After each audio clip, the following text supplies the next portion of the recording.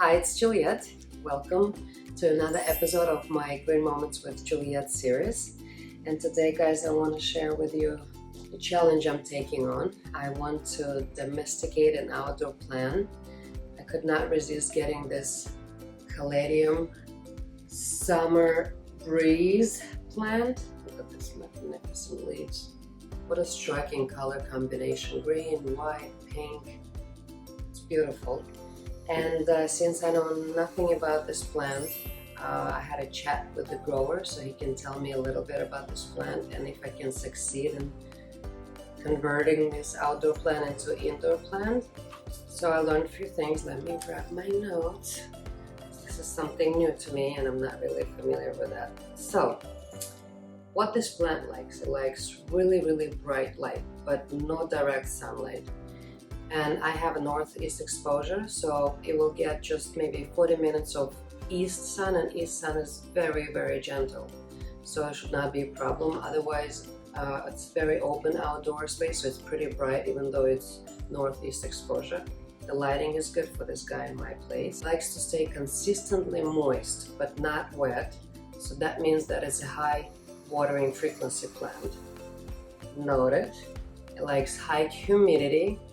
Alright, that means it needs regular misting, and winter time when we use heat and the air is really, really dry, I will probably have to put the humidifier nearby or maybe like a tray with water so the water can evaporate and create a better environment for this plant. Doesn't like to be fertilized. That's good. But the only challenge here is that this guy might go dormant.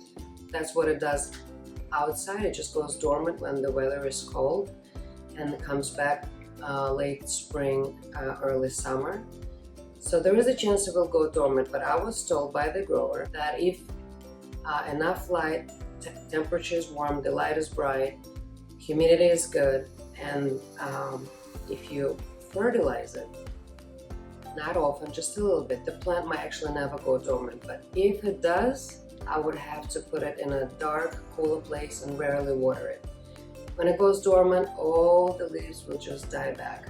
Well, hopefully not, but I want to see, I want to learn, I'm very excited. So just like all the plants, wild or domesticated, the plant is going to get the best house. The lechuza supporting planters, that's what I use for all my plants. It does offer exactly what this plant needs. So it needs consistent moisture, perfect. The built-in sub-irrigation system will provide that. It also allows oxygen to get through and it lowers watering frequency. Plus the plant has control of how much water it wants to drink. So let me pot it and we'll see if my design with this spot up to the plant is potted looks awesome.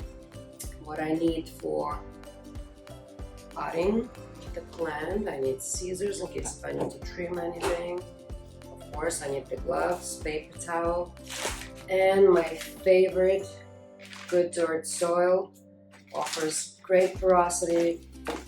It's made from the peat moss, so the moisture levels are gonna be good. It's also full of all nutrients and all natural vitamins and all the good stuff for this plant. I have it for about 2 weeks, maybe a little longer.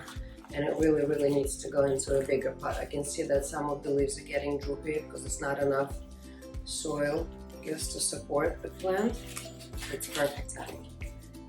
And at the bottom of the planter, like all other lechuza planters, I'm going to put a special sap track. It's called prawns. It looks like rocks. And what it does, that's what keeps the moisture level even. It works like a sponge. It absorbs the water and then slowly release it to the plant roots. I'm just covering up, just a little bit so the whole bottom is covered. Maybe more. Then I will take the plant out. I want to make sure the roots are healthy before I pot it in its new beautiful house. Yeah, by the way, you'll see how much difference it makes when the plant is very elegant and mine works great in my interior.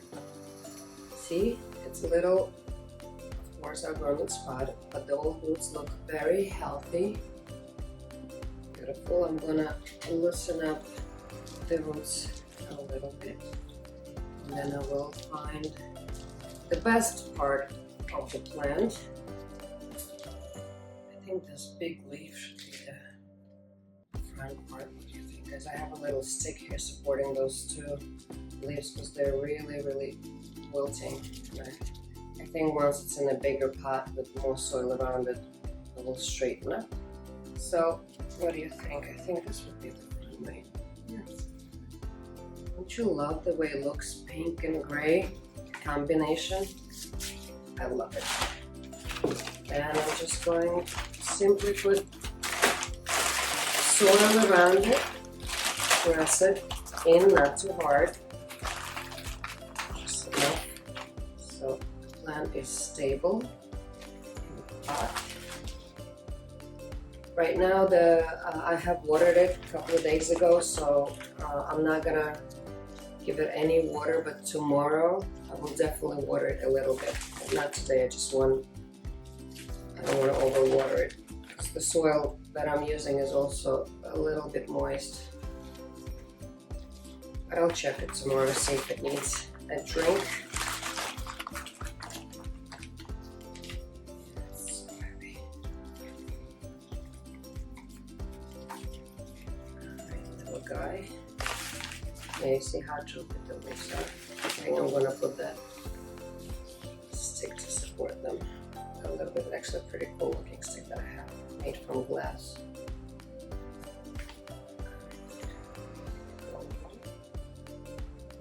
This goes to the higher one, and this one goes to the lower one. Yeah, much better. So I don't want them to break.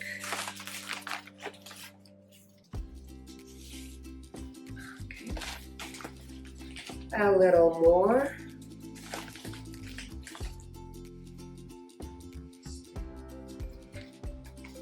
Okay, guy is in.